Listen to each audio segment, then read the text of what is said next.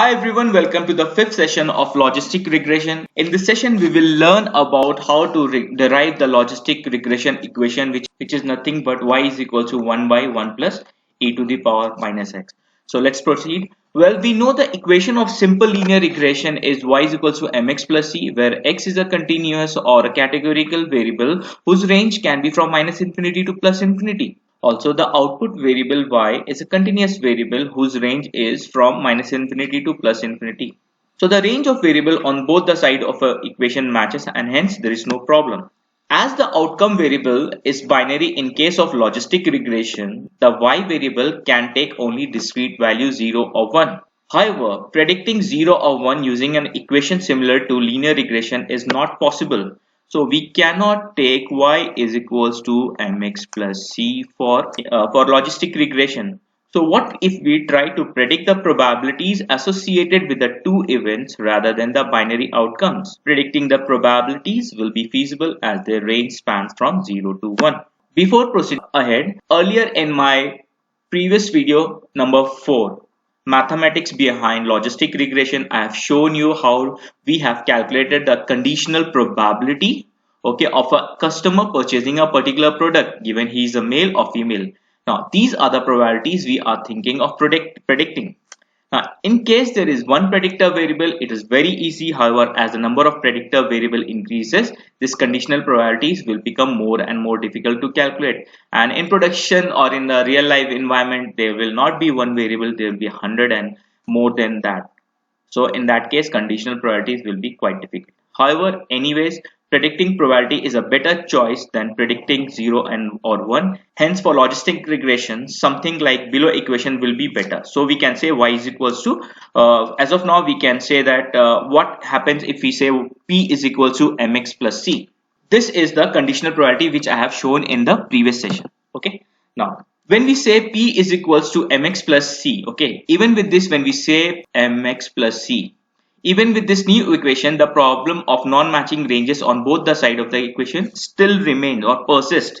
Well, p will range from 0 to 1 and x is a variable ranges from minus infinity to plus infinity. So what if we replace p with the odds? And I have already explained what is odds. Odds is nothing but if the probability of an event occurring is p, then the odds is p by 1 minus p. So we have seen earlier that odd can range from 0 to infinity. So the proposed equation becomes p divided by 1 by p is equal to mx plus c. So I hope till here it's clear. So initially we tried y is equal to mx plus c, it won't work. Then we tried p is equal to mx plus c, still the range is not matching. Minus infinity to plus infinity is not matching, okay, because p is 0 to 1. Then what we are proposing, odds, p by 1 minus p is equal to mx plus c. Let's see what happens now.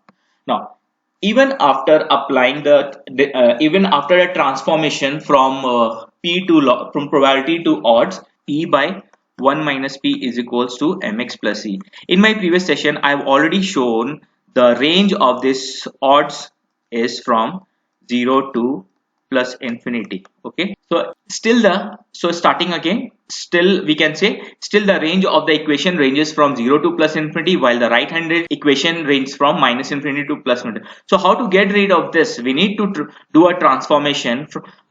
We need to transform one side of the equation so that the range on both the side matches. So what if we take a natural logarithm of the odds on the left hand side? What we apply here, log of p by 1 minus p to the base e, and then the range of the left hand side also becomes from minus infinity to plus infinity, and this log of odds to the base e is called logit function. This is very important. This will be asked in the interview. And before proceeding forward, let's take a look at the logarithmic function. Let's analyze the logarithmic function, which can explain the transformation that we have applied. Log transformation is applied on a base greater than 1. Okay, this is just an assumption. This base greater than 1, we are assuming whatever transformation we are applying is on the base greater than 1. Now we have we have something here, right? Log of p by 1 minus p. Okay, so this entire value, if we pass the log of 0, okay, here this entire value, if we pass 0, the range, so log of 0 is infinity, minus infinity, and log of 1, will be 0. So this value, okay, will be from minus infinity to 0. Okay, here the value of y, it is coming, it is not touching this here, but it's coming here. And then when we apply 1, log of 1, when we are passing this, log of 1 will be how much? Will be 0. So it is starting from here, and then log of infinity will be infinity. So it will go like this. This is a simple logarithmic transformation, or you can say the graph for the range of odds and the range of log of odds to the base. Then we will look into the logit transformation. So logit, this is the equation. The equation that we have got is the it's almost like sigmoid, but it's not a sigmoid. This is a logit term. It just need a rotation. Okay, the moment it is rotated, it will be converted into a logistic regression.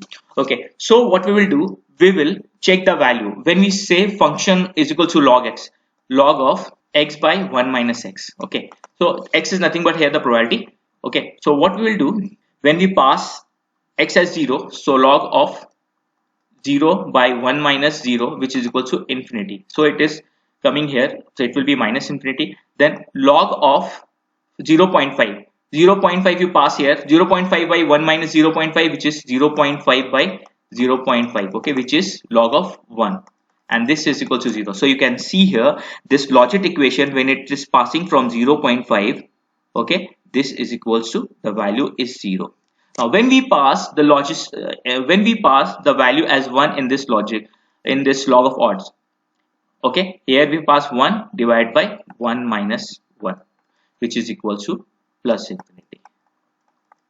This is going here, and this is when the value when the probability is 0, it's almost 0 but it's never touched the 0, then you will have negative infinity. When you have the value as 0.5, when your probability is 0.5, the logit function will be 0, and when your value is 1, your probability is not 1, it is tending towards 1, then what will happen, it will reach plus infinity. Okay, so we will see the evolution of the transformation that leads from the linear to logistic regression. So basically we will say, first we have this y is equal to mx plus c, we have this y is equal to mx where the range of y is from 0 1.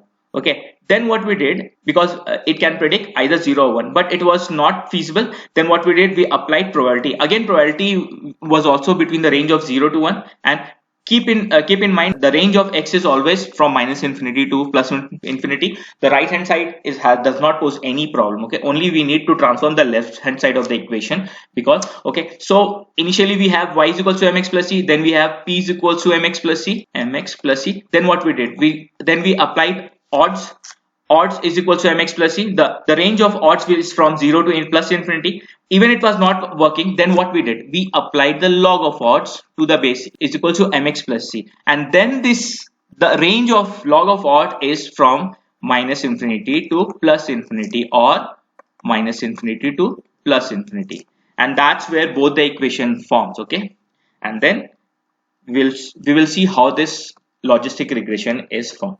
So we can see here log p, okay, log p by 1 minus p is equal to mx plus c, right? So what we said, log of p by 1 minus p to the base e is equals to mx plus c. Now we can say, if log of b to the base a is greater than 1, if it is equal to c, then we can say b is equals to a to the power of c. Okay, this is the transformation. So if we allow the same transformation, then we can say p by 1 minus p is equal to e to the power of mx plus c, or we can say p is equals to 1 minus p into e to the power of mx plus c, or we can say p is equals to e to the power of mx plus c minus p into e to the power of mx plus c. Now this part will come here on the left hand side. We can say p plus p into e to the power of mx plus c is equals to e to the power of mx plus c, and then we can say p is common in both the terms. So p into 1 plus e to the power mx plus c is equals to e to the power of mx plus c. Okay, or we can say p is equals to e to the power of mx plus c by 1 plus e to the power of mx plus c. Now we divide both numerator and denominator by e to the power of mx plus c, and then we can say p is equal to 1 plus e to the power of minus of mx plus c. And this is my logistic regression equation. That's how we will form our logistic regression. So we can see here the final equation. This is how, and this is my curve. When the logistic regression curve, this is how our linear regression is simply a straight line will be formed somewhere, something like this, something.